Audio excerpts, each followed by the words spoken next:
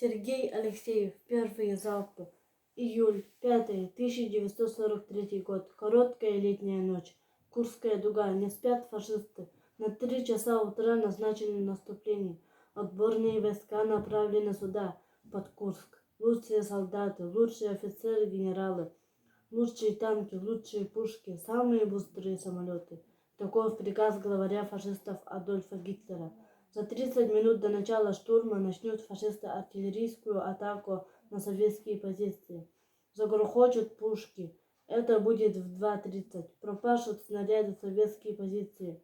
Затем вперед устремятся танки, за ними пойдет пехота.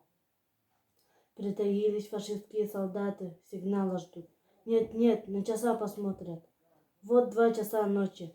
2:05, 2:10, 20 минут до 2:30 осталось. 15, 10 минут осталось. 10 минут и тогда.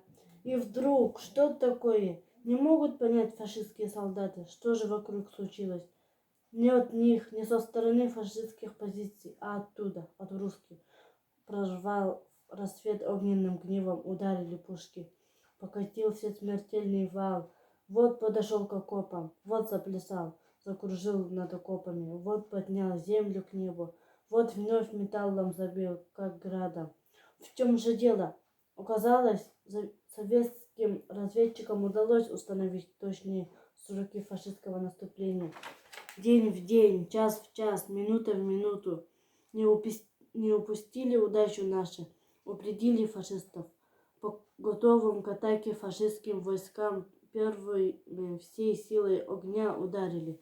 Заметались фашистские генералы, задержалось у них наступление.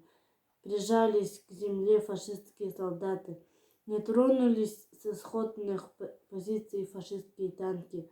Не успели артиллеристы открыть огонь. Лишь через несколько часов смогли фашисты пойти в атаку. Однако без прежнего энтузиазма шутили у нас в окопах. Не тот теперь выдох, не тот замах. И все же сила у фашистов была огромная. Рвутся они к победе, верят они в победу. Спасибо за внимание.